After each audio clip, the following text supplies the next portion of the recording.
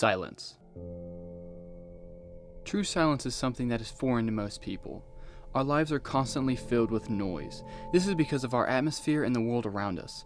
Sound travels through gas, liquids, and solids as vibrations. But in space, there isn't any of that. Just vast emptiness. This means space is completely silent. So when movies go to space, how do they handle our unfamiliarity to perfect silence? Sound and music make up such a large part in the emotions felt in a movie, so what happens if you take it away? Well, a lot of big science fiction movies simply ignore this fact. Star Wars, for example, has full sound in space. Ships' engines make noise, explosions can be heard, droids make sounds, blasters fire through space, everything has sound. The new Star Trek movies also follow this idea. However, this isn't necessarily an issue. If all movies were forced to be scientifically accurate, then sound in space would be the least of Star Wars and Star Trek's problems. Having sound in space is a stylistic choice. What would Star Wars be without the scream of the TIE fighters or the sound of the X-Wing blasters?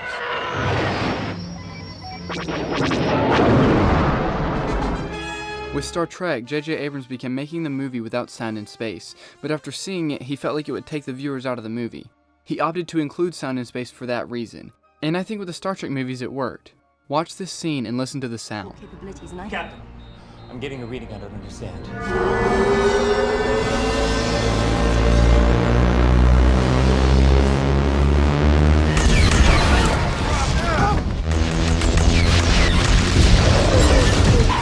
Would that scene have worked on an emotional level without the sound?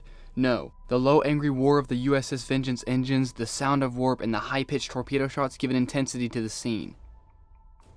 But what happens when you embrace the silence of space? And not just by saying, okay, everything that's in space will be silent. No, actually using the silence of space to drive a scene, to accept the limitation and to use it to be creative. How can it be used as an advantage to the filmmaker? One of the best to accept this limitation was Stanley Kubrick.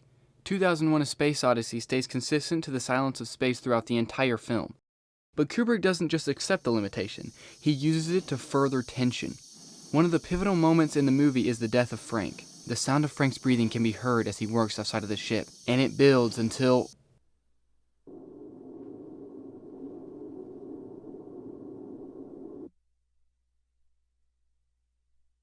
Frank dies in utter silence. The silence punctuates the horrifying moment. This is a great way to use the lack of sound in space. Sometimes a loud roar sends shivers to the audience, but sometimes all you need is stunned silence. But let's look at a more modern example. Interstellar. Interstellar introduces us to the silence of space in an interesting way. The first 40 minutes of the movie are on Earth, and when the crew launches, the noise of the rockets are deafening. But after they exit the atmosphere, Stage 2, separation.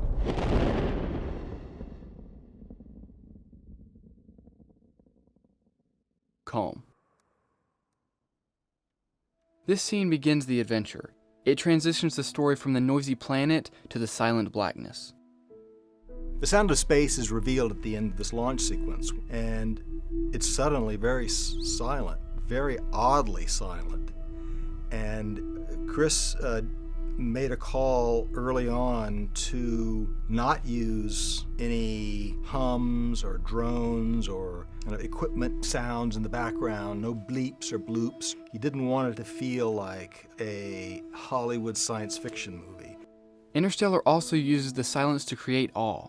The Endurance crosses in front of Saturn and the ship is dwarfed by the colossal planet. You might assume that Nolan would add a large orchestral soundtrack as emphasis, but instead,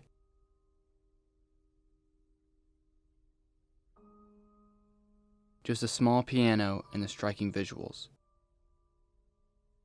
It's a pretty simple idea. Instead of forcing the audience to feel the size, just show it and allow them to take it in. The influence of 2001: A Space Odyssey on this movie is apparent. When Dr. Mann takes over the Endurance, something horrifying happens. There is a moment. The explosion. It is nuts. The characters on the other ship can only watch in horror. The juxtaposition of the explosion with complete silence is unexpected and enhances the intensity of the moment. But there are other ways to use the physics of space to your artistic advantage. And what better movie to look at than Gravity? The majority of the sounds heard in Gravity come from the reverberations off the suit of Ryan Stone, the main character. The sound in the storytelling of Gravity is very important. There's no sound in space. So you're in the vacuum, sound cannot be transmitted to the atmosphere. Nevertheless, sound is transmitted through interaction of elements, meaning that if our characters grab, touch stuff, the vibration of that will travel into their ears. In the first scene, the rocket gets ripped to shreds.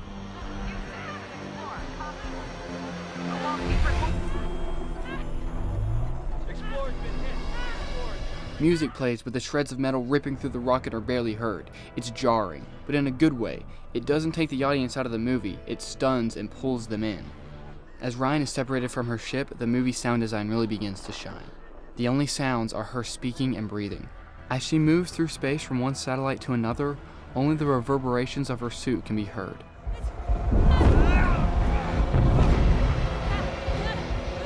This makes you feel like you are in the suit with her, not watching from afar.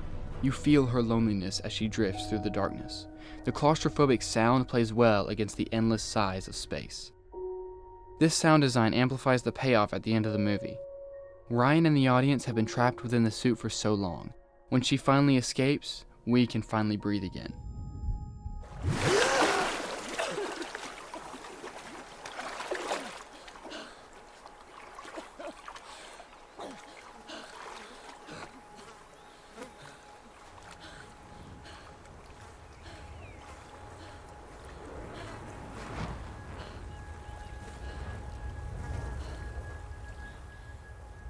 Space is so foreign to most of us, but that's what makes it interesting. There are so many different ways to portray it, so many different ways to utilize the real-world facts to cinematically serve a story.